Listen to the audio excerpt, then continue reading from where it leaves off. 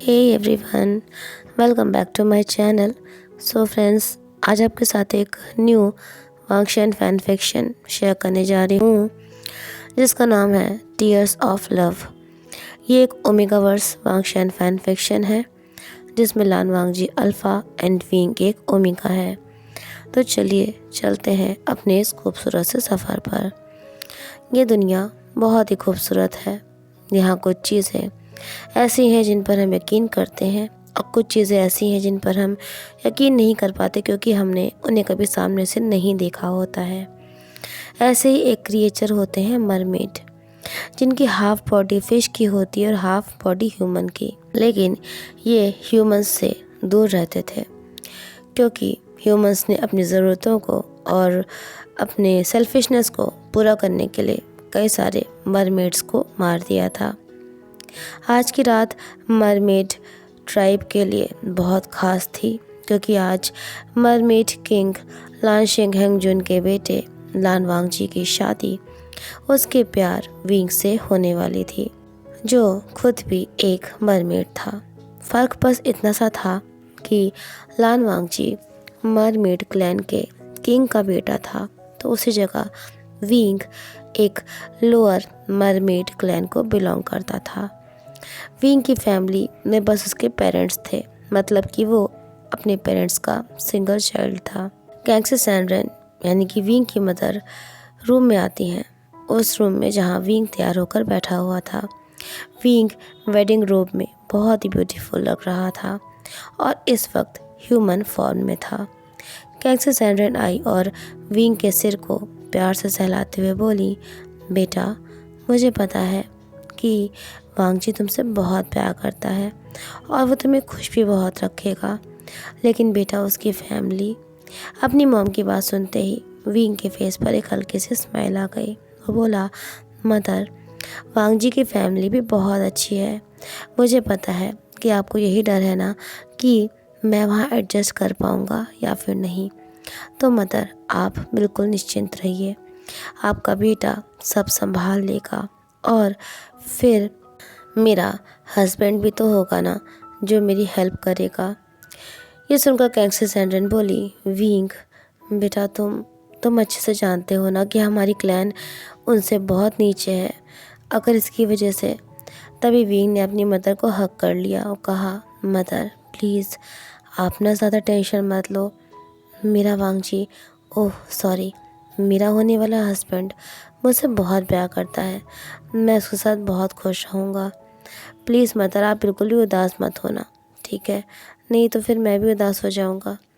कैंगसे सैनरेन ने विंग की पीठ को सहलाते हुए कहा, बेटा तुम और वांगजी हमेशा साथ रहना और खुश रहना।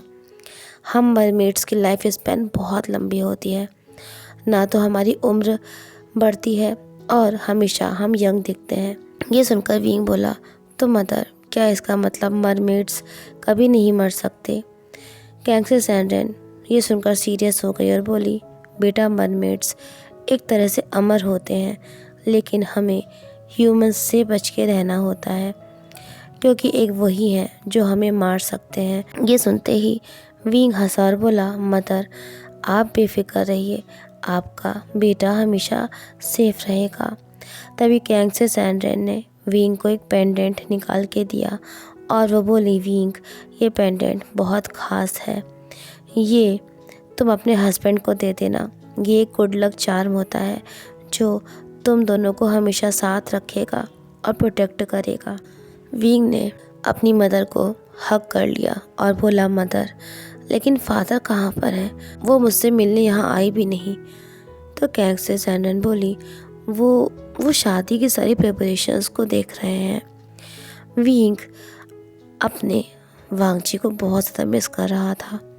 शादी से पहले एक बार वो उससे मिलना चाहता था, लेकिन मरमेड क्लैन के रिचुअल के अकॉर्डिंग ये पॉसिबल नहीं था। इधर लान वांगजी का भी सेम यही हाल था, विंग के जैसा ही।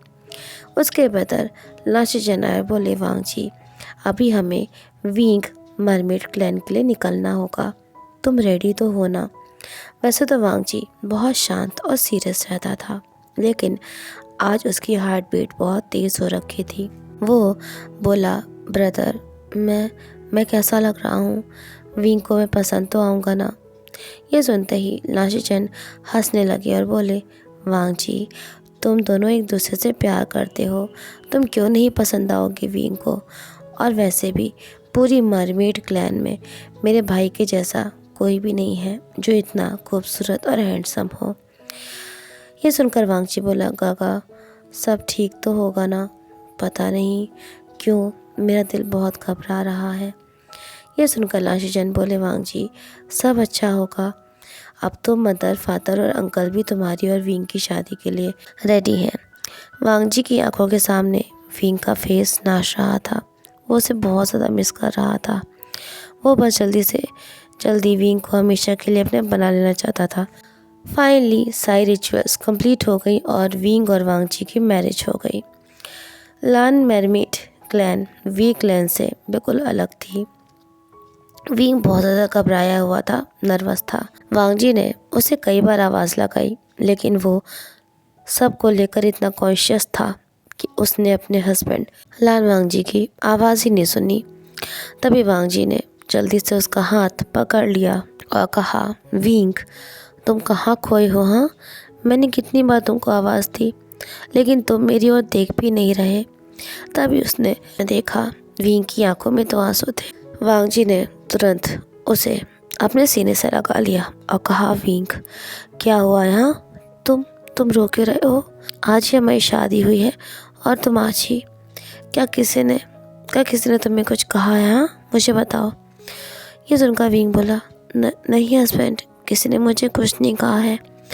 मुझे बस अपने पेरेंट्स की याद आ रही थी।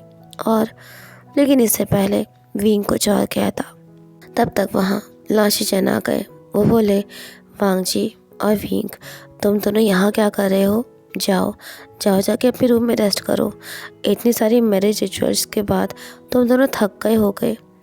वांगजी बोला, काका हम बस जा ही रहे थे।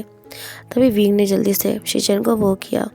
शीचन ने देखकर मुस्कुराए और बोले, विंग तुम और वांगजी हमेशा यूं ही एक दूसरे के साथ रहना और खुश रहना।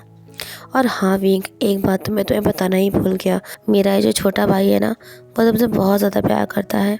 तो ध्यान रखना कि कभी उसका दिल ना टूटे, कभी उसे रोने मत देना विंग ये सुनकर ना शर्मा जाता है। तभी वांगजी बोला, काका ये आप क्या बोल रहे हो? शीचन हंसे और बोले, अच्छा ठीक है, अब मैं तुम दोनों को और वक्त नहीं लूँगा। ये कहकर वो वहाँ से चले गए। वांगजी की हार्ट बीट बहुत तेज़ हो गई थी। सारे मेहमान जा चुके थे और मरमेड लैन क्लैन के बाकी के लोग अपने रूम में चले गए थे। तभी अचानक से वांगजी ने विंग को अपने आर्म्स में उठा लिया। विंग की तो जान से निकल गई। वो बोला, हस्बैंड ये तुम क्या कर रहे हो? किसी ने हमें ऐसे देख लिया तो? तभी वांगजी ने विंग की आंखों में देखा और कहा, विंग अब मेरा तुम पर हक है, पूरा हक है मेरा तुम पर। मैं तुम्हारा हस्बैंड हूँ और कौन रोकेगा मुझे? विंग का फेस पूरा रेड हो गया था। वांगजी विंग को अपने आर्म्स में उठाए हुए अपने रूम में लेकर जाता है। आज उनकी वेडिंग नाइट थी, इसलिए रूम को बहुत ही खूबसूरत तरह से डेकोरेट किया गया था। चारों ओर वाइट और रेड कलर के फ्लावर्स थे। रूम की विंडो से मूनलाइट अंदर आ रही थी, जो बहुत ही ज़्यादा खूबसूरत लग रही थी। वांगजी विंग को लेकर अपने रूम में एंटर हुआ। उसने विंग को नीचे ज़मीन पर उतारा और डोर को क्लोज करने लगा। विंग का दिल इतना तेज़ धड़क रहा था कि वांगजी उसकी धड़कनों को आसानी से सुन सकता था। विंग कुछ कहता उससे पहले ही वांगजी ने उसे पीछे से अपने गले से लगा लिया। वांगजी बोला, विंग तुम्हें नहीं पता मैंने इस पल का कितना ज़्यादा इंतज़ार किया है। अब तुम हमेशा के लिए मेरे हो गए हो विंग की पूरी बॉडी वांगजी के टच से ना नम पड़ गई थी। वो बोला, हस्बैंड हमें पहले अपने क्लॉथ चेंज कर लेना चाहिए। ये हैवी ज्वेलरी और ये हैवी रोप, मुझे इसमें अनकम्फर्टेबल फील हो रहा है, प्लीज़ तुम। तभी एकदम से वांगजी ने विंग को अपनी तरफ टर्न किया और उसे उसकी कमर से पकड़ते हुए कहा, विंग इतने टाइम बाद तुम मेरे पास आए हो और अभी भी तुम्हें इन सारी चीज़ों की पड़ी है? हाँ मेरी तरफ तुम देख भी नहीं रहे हो सही से। ये सुनकर विंग बोला, ऐसा ऐसा नहीं है। तभी वांग जी ने उसके लिप्स पर एक डीप किस कर लिया और कहा, विंग तुम पहले मुझे ये बताओ कि तुम रो क्यों रहे थे? हाँ, क्या तुम मेरे साथ खुश नहीं हो शादी करके? ये कहते वक्त वांग जी का चेहरा उदास सा हो गया। ये देखकर विंग घबरा गया और बोला, हस्बैंड तुम ये कैसी बात कर रहे हो? मैं तुमसे शादी करके बहुत खुश हूँ, मैं सच कह रहा हूँ। वो बस ना मुझे अपनी फैमिली की याद आ रही थी। अपने घर पर मैं बिना किसी रोक टोक के रहता था और यहाँ पर मुझे कई सारे रूल्स को फॉलो करने होंगे। बस यही सारी बातें सोच के मुझे थोड़ा सा टेंशन हो रही थी। तभी वांग जी ने विंग के फेस को अपने हाथ में पकड़ा और उसके लिप्स पर एक सॉफ्ट किस करते हुए कहा, विंग मेरी फैमिली हमारी शादी से बहुत खुश है, तुम्हें यहाँ कोई प्रॉब्लम नहीं होगी और हमें तो अभी एक दूसरे के साथ बहुत लंबा वक्त बिताना है। हम हमेशा साथ में रहेंगे विंग के फेस पर स्माइल आ गई। वो बोला, हस्बैंड मेरी मदर कह रही थी कि ह्यूमंस हम मरमेड्स को मार देते हैं और हमें उनसे बच के रहना चाहिए, लेकिन मैं ऐसा नहीं मानता हूँ। एक ह्यूमन है जिसने एक बार मेरी हेल्प करी थी, उसे पता है कि मैं एक मरमेड हूँ। और ये सुनते ही वांग जी को गुस्सा आ गया और वो बोला, विंग क्या कहा तुमने? तुम्हारा एक फ्रेंड है और वो भी एक ह्यूमन। विंग ह्यूमंस कभी भी हमारे दोस्त नहीं हो सकते हैं, वो हमें नुकसान पहुंचाते हैं। और विंग तुमने मुझसे अभी तक ये बात क्यों नहीं बताई? हाँ, मैं तो तुम्हारा हस्बैंड हूँ ना, तुमने मुझसे क्यों नहीं बात बताई? विंग को भी गुस्सा आ गया। वो बोला, हस्बैंड तुम्हारी भी सोच मदर की तरह ही है। सारे ह्यूमंस एक जैसे नहीं होते हैं, कुछ अच्छे भी होते हैं। मैंने मदर को ये बात इसलिए नहीं बताई क्योंकि वो परेशान हो जाती, लेकिन मैं तुम्हें ये बात इसलिए बता दी हस्बैंड क्योंकि मैं तुमसे कुछ भी नहीं छुपाना चाहता था। लेकिन तुम भी मदर की तरह ही बात कर रहे हो। विंग की इस बात ने वांग जी को बहुत हर्ट किया था। वो बोला, विंग क्या अब तुम मुझसे ज़्यादा उस ह्यूमन पर यकीन कर रहे हो? विंग मैं तुमसे प्यार करता हूँ, तुम ऐसे क्यों मुझसे बात कर रहे हो? वांग जी की आंखें नम हो गई थी। विंग ने जब उसे ऐसे देखा तो वो परेशान सा हो गया। वो बोला, husband I am sorry, please तुम मत परेशान होना, मत रोना, मैं सच कह रहा हूँ, वो मेरा ह्यूमन फ्रेंड अलग है। वो तभी वांग जी ने विंग को उसकी नेक के राउंड पकड़ा और उसके लिप्स पर पैशनेटली किस करते हुए उसे बेड पर पुश कर दिया। विंग को सांस तक नहीं आने दे रहा था। वो किस करते करते वांग जी विंग की रोब्स को ओपन करने लगा। उसने विंग को उससे दूर होने का मौका तक नहीं दिया था। तभी विंग ने वांग जी को हल्का सा पुश किया और कहा, हस्बैंड प्लीज़ मुझे सांस तो लेने दो ना। तभी वो चौंक गया जब उसने वांग जी के आंसू अपने गाल पर महसूस किए। विंग बोला, हस्बैंड प्लीज़ क्या हुआ है बताओ ना, तुम ऐसे क्यों कर रहे हो? वांग जी ने विंग की नेक के पास अपना चेहरा छुपा रखा था। वो बोला, विंग क्या तुम चाहते हो कि मैं मर जाऊँ?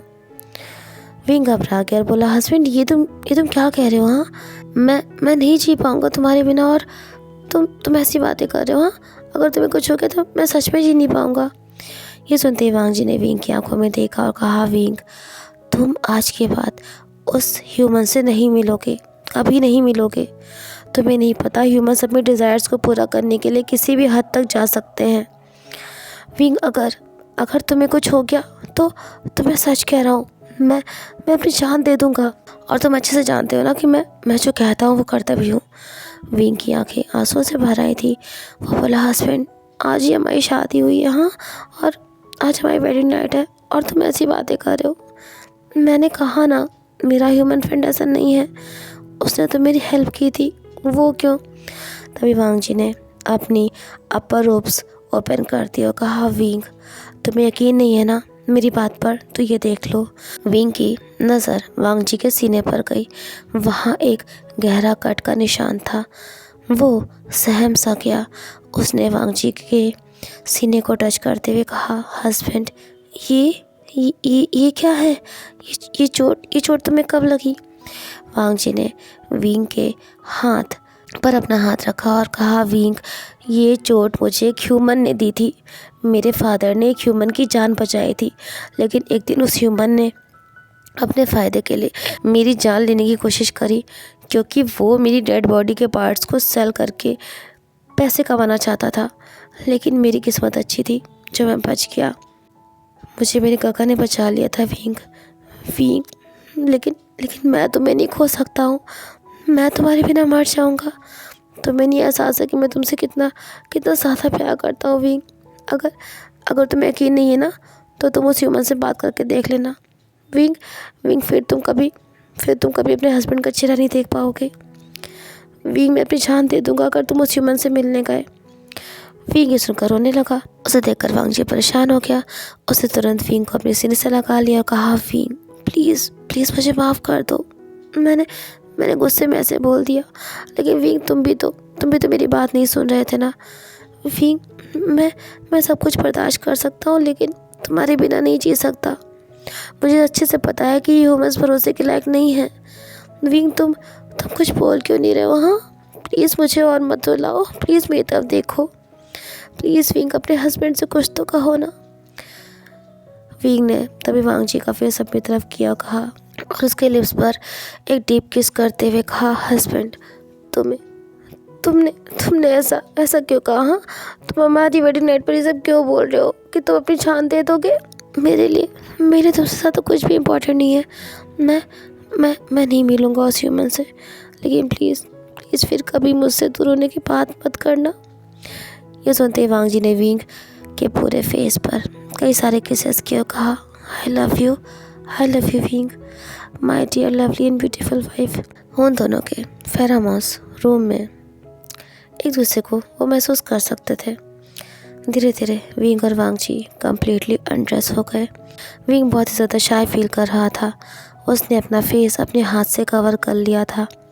तभी वांग जी ने धीरे से विंग के हाथों को हटाते हुए कहा, विंग, मेरी तरफ देखो, अपने हस्बैंड की तरफ देखो ना। अपने हस्बैंड को तुम्हें प्यार करते हुए देखो, विंग। विंग, मैं पूरी तरह से तुम्हें अपना बना लेना चाहता हूँ। विंग का पूरा फेस रेड हो गया था। उसे तुरंत वांग जी को अपने सीने से लगा लिया और कहा, husband, I love you so much. Please मुझे प्यार करो। वांग जी एक अल्फ़ा मरमेड था और विंग एक ओमेगा मरमेड। दोनों के फेरोमोन्स बहुत ही ज़्यादा एक्सट्रीम लेवल पर थे। विंग हेविली ब्रीथ कर रहा था। वांग जी बोला, माय डियर लवली वाइफ, आज रात सोने का ख्याल अपने दिमाग से निकाल देना। ये कहते उसने विंग की नेक पर पहले तो किस किया, फिर वहाँ पर बाइट कर लिया। विंग को पेन तो होता है, पर ये पेन उसे अच्छा लग रहा था। वांग जी ने उसकी आंखों में देखते हुए कहा, विंग, हाथ से तुम हमेशा के लिए मेरे हो चुके हो। मैंने तुम्हें मार्क किया है, विंग और वांग जी की आंखों में खुशी के आंसू थे। आज की रात विंग और वांग जी के लिए बहुत ही खूबसूरत रात बीती थी। वांग जी से किए गए वादे के अनुसार विंग अपनी ह्यूमन फ्रेंड से दोबारा नहीं मिला। उन दोनों की लाइफ में सब कुछ अच्छा चल रहा था। एक दिन विंग को पता चलता है कि वो 3 वीक्स प्रेग्नेंट है। ये न्यूज़ सभी के लिए खुशियाँ लेकर आई थी। वांग जी तो अपने आंसू रोक ही नहीं पाया था। उसकी और विंग के प्यार की निशानी इस दुनिया में आने वाली थी। मरमेड लैंड क्लैन के किंग को जब ये न्यूज़ पता चली तो उन्होंने इस मोमेंट को सेलिब्रेट करने का सोचा। वे मरमेड क्लैन के सभी लोगों को और विंग के पेरेंट्स को भी बुलाया गया था, और जितने भी और लोअर मरमेड क्लैन के लोग थे ना, उन्हें भी बुलाया गया था, इनवाइट किया गया था। इतने साल बाद इतनी बड़ी खुशी जो आने वाली थी किंग के घर में। विंग ने अपने हस्बैंड लान वांग जी के कहने पर उस ह्यूमन से मिलना बंद कर दिया, बात करना भी बंद कर दिया, सब कुछ बंद कर दिया। लेकिन कहीं ना कहीं उसे याद आता था कि कैसे ह्यूमन शुयांग ने विंग की जान बचाई थी। विंग अपने रूम में लेटा हुआ था और यही सारी बातें सोच रहा था। तभी वहाँ वांग जी आ गया। उसने विंग को पीछे से अपने गले से लगा लिया, लेकिन विंग ने उसे कोई रिस्पॉन्स नहीं दिया। ये देखकर वांग जी ने विंग के गाल पर धीरे से किस किया और कहा, विंग, तुम कहाँ खोए हुए हो? हाँ, मैं तुम्हें अपने गले से लगाया, लेकिन तुमने कुछ रिस्पॉन्स नहीं दिया मुझे। तभी विंग वांग जी की तरफ हल्का सा मुड़ा और बोला, सॉरी हस्बैंड, वो बस मैं यूँ ही थोड़ा सा प्रेगनेंसी में ये सब हो जाता है। विंग को अब ना 2nd मंथ लग चुका था। वो जानता था कि वांग जी उसके बिना कहे ही उसके दिल की बात, उसके दिल के हाल को समझ जाता था और वो वांग जी से कुछ भी नहीं छुपा सकता था। लेकिन फिर भी उसने कोशिश करी थी। वांग जी ने विंग का हाथ पकड़ा और उसे अपने गाल पर रखते हुए कहा, विंग, क्या अभी भी तुम उस ह्यूमन के बारे में सोच रहे हो? तुम जानते हो ना, तुम मुझसे कुछ भी नहीं छुपा सकते हो। विंग ये सुनते ही चौंक गया। वो बोला, हस्बैंड, ऐसा कुछ नहीं है, वो बस मैं यूं ही बोल रहा हूँ ना आपको, मैं ऐसे ही बस। विंग वांग जी से अपनी नज़र चुरा रहा था। तभी वांग जी ने उसका फेस अपनी तरफ किया और कहा, विंग, तुम मेरी वाइफ हो, लैंड मरमेड क्लैन की होने वाली क्वीन हो, और विंग, मैं तुमसे इतना ज़्यादा प्यार करता हूँ, तुम्हें लगता है कि तुम मुझसे कुछ छुपा सकोगे? विंग बोला, हस्बैंड, मैंने इस ह्यूमन को सी से एक शेल निकाल के दिया था और कहा था कि जब भी उसे मुझसे मिलना हो या मुझे बुलाना होगा तो वो मुझे उसकी हेल्प से बुला सकता है। ये सुनते वांग जी का गुस्सा बढ़ गया। वो बोला, विंग, तुमने आखिरकार मुझसे कितनी बातें छुपा रखी हैं? मैंने कहा था ना कि अगर तुमने उस ह्यूमन से फिर से बात करने की या मिलने की कोशिश करी तो मैं। विंग अपने हस्बैंड लानवांग जी को गुस्से में देखकर डर गया। वो बोला, हस्बैंड, प्लीज़ गुस्सा मत हो। मैंने सच में उस ह्यूमन से उस दिन के बाद बात नहीं करी है, लेकिन पिछले कई दिन से लगातार वो मुझे उस शेल का यूज़ करके बुला रहा है। वांग जी जानता था कि विंग अभी प्रेग्नेंट है। अगर उसने ज़्यादा गुस्सा किया तो इससे उनके होने वाले बेबी पर भी इफ़ेक्ट पड़ सकता था। उसने अपना गुस्सा कंट्रोल किया और कहा, विंग, मेरी बात अच्छे से समझ लो, तुम उस ह्यूमन से नहीं मिलोगे। कम से कम तुम्हारे पेट में जो हमारा बेबी है उसके बारे में तो सोचो। अगर तुम इतना स्ट्रेस लोगे तो मैं क्या करूँगा? बताओ, मैं क्या करूँगा? सब हमारे बेबी को लेकर इतना खुश हैं। Please wing, I request you, please मेरे प्यार की खातिर, अपने बेबी की खातिर, प्लीज़ मेरी बात मान लो। तुम्हें नहीं पता, पर हर पल मेरे दिल में एक डर सा बना रहता है जिस दिन से तुमने मुझे वो बात बताई है। विंग, प्लीज़ मेरी खातिर, प्लीज़ तुम। विंग वांग जी के गले से लग गया। उसे वांग जी की तेज़ धड़कनें, मतलब उसे घबराहट महसूस हो रही थी। विंग बोला, हस्बैंड, प्लीज़ मुझे माफ़ कर दो, मैं सच में पागल हूँ। वांग जी ने विंग को अपनी बाहों में भर लिया। उसके लिप्स पर एक डीप और पैशनेट किस करते हुए कहा, विंग, कल मरमेड क्लैन के सारे लोगों को यहाँ इनवाइट किया गया है। फादर ने हमारे होने वाले बेबी के लिए एक फीस्ट का अरेंजमेंट किया है। तुम्हारे पेरेंट्स भी आएंगे। तो मैं तभी विंग की आंखों में आंसू आ गए। उसने वांग जी के फेस को प्यार से कैरेस किया और कहा, हस्बैंड, मैं हमेशा तुम्हारे साथ रहूँगा। मैं तुमसे बहुत प्यार करता हूँ। प्लीज़ मुझसे नाराज़ मत होना। वांग जी की भी आंखें भर आई थी अपनी विंग को रोते हुए देखकर। उसने विंग के पेट पर तभी किस किया और कहा, माय डियर लिटिल विंग, देखो तुम्हारी मॉम कितना ज़्यादा तुम्हारे फादर को प्यार करते हैं और हम दोनों तुम्हें मिलकर दुनिया की सारी खुशियाँ देंगे। विंग को हल्की सी हंसी आ गई। तभी उसने इशारे से वांग जी को उसके पास आने के लिए कहा। वांग जी जैसे उसके पास गया, विंग उसके गले से लग गया और बोला, आई लव यू हस्बैंड। लेकिन वो कहते हैं ना, सच्चे प्यार को किसी न किसी की नज़र लग ही जाती है। अगले दिन लैंड क्लैन में काफ़ी सारे लोग आए हुए थे। विंग वांग जी के साथ एक जगह पर बैठा हुआ था, पर वांग जी तभी किसी काम से वहाँ से चला गया कुछ देर के लिए। एक छोटा बच्चा वहाँ आया और विंग के पास आया और बोला, ये आपके लिए है। उस बच्चे के हाथ में एक लेटर जैसा था। विंग समझ नहीं पाया। वो उस बच्चे से पूछना चाहता था, लेकिन तब तक वो बच्चा वहाँ से चला गया। विंग ने जब उस लेटर को देखा तो वो चौंक गया। वो लेटर शुयांग ने लिख के विंग के पास भेजा था। उसमें लिखा था, विंग, मैं शुयांग, मुझे अपनी कंट्री में वापस जाना है और मुझे पता है कि विंग तुम्हारी शादी हो गई है। बस जाने से पहले मैं एक बार तुमसे आखिरी बार मिलना चाहता था विंग। ये पढ़ कर ना विंग मन में बोला, लेकिन मैं अपने हस्बैंड से किए गए वादे को नहीं तोड़ सकता हूँ। मेरे हस्बैंड ने मुझे मना किया है, मैं नहीं जा सकता हूँ। वो बार अपने मन को समझा रहा था कि उसे नहीं जाना है, लेकिन होनी को कौन रोक सकता है। विंग ने सोचा कि वो बस कुछ देर में शुयांग से मिलकर वापस आ जाएगा। वैसे भी बेबी सेरेमनी होने में टाइम था। वो शुयांग से मिलने के लिए चला गया। इधर जब कुछ देर बाद वांगजी वापस आया और उसने विंग को वहाँ पर नहीं देखा तो वह घबरा गया। उसने विंग को बहुत ढूंढा, बहुत ज़्यादा ढूंढा। वो बहुत परेशान था, लेकिन विंग का कुछ भी अता पता नहीं था। वांगजी की हालत ख़राब हो गई थी। वो ना मतलब रोने लगा था। शिशिर ने उसे संभाला और कहा, वांगजी विंग आ जाएगा, प्लीज़ संभालो खुद को।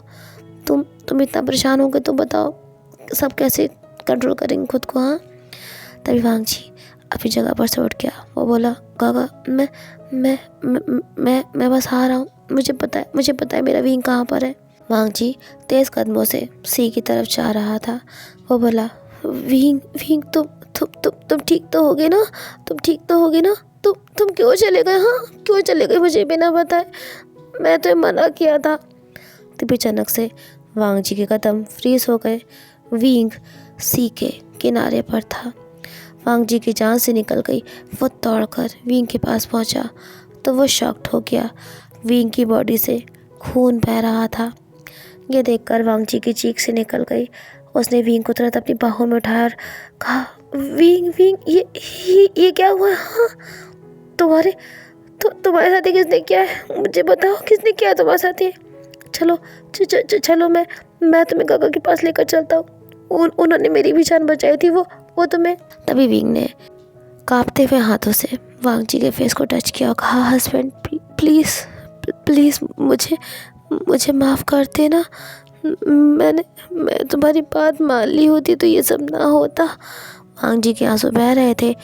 वो बोला, विंग तुम प्लीज़ ज़्यादा बात मत करो। तुम्हें जल्दी से गागा के पास मुझे ले चलना होगा। तभी विंग बोला, हस्बैंड सॉरी, मैं अपना वादा नहीं निभा सका।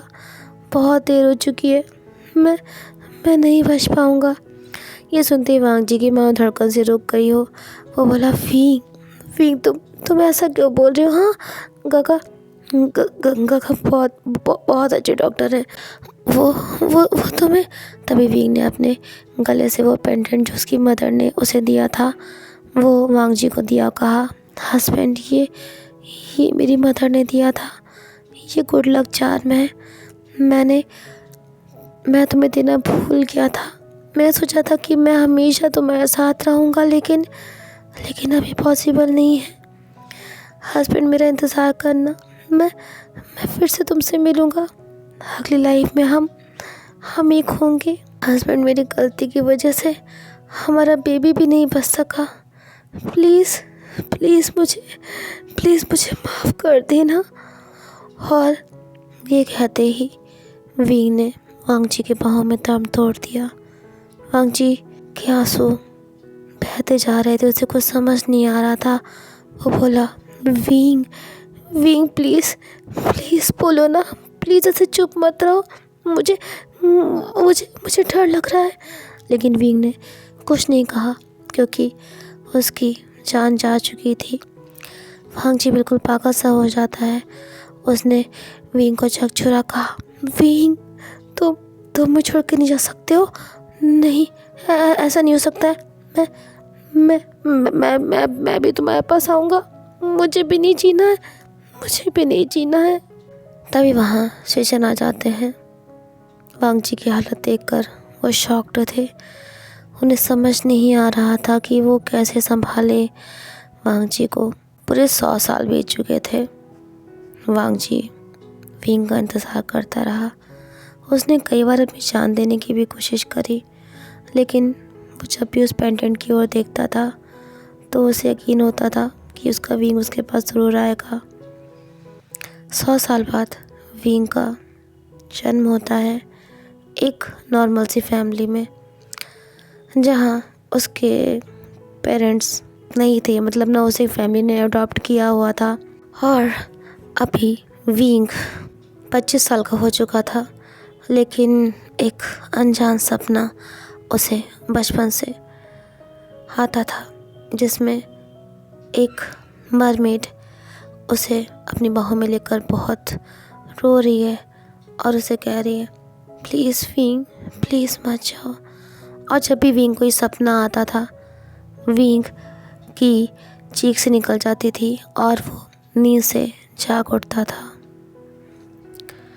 सो फ्रेंड्स, आगे देखते हैं इस स्टोरी में क्या होता है। आई होप आपको ये स्टोरी पसंद आई होगी। तो प्लीज़ यार वीडियो को लाइक कर देना, चैनल को सब्सक्राइब कर लेना और मेरे वॉइस को ना थोड़ा सा इग्नोर करना। मुझे पता है वॉइस काफ़ी चेंज है क्योंकि मेरा गला ठीक नहीं है बिल्कुल भी। ओके, तो फिर मिलते हैं नेक्स्ट पार्ट में। और हाँ, ब्रोकन प्रॉमिस का ना जो नेक्स्ट पार्ट है वो मैं कोशिश करूँगी कल अपलोड करने की। ओके, तो फिर अभी के लिए बाय बाय एवरीवन।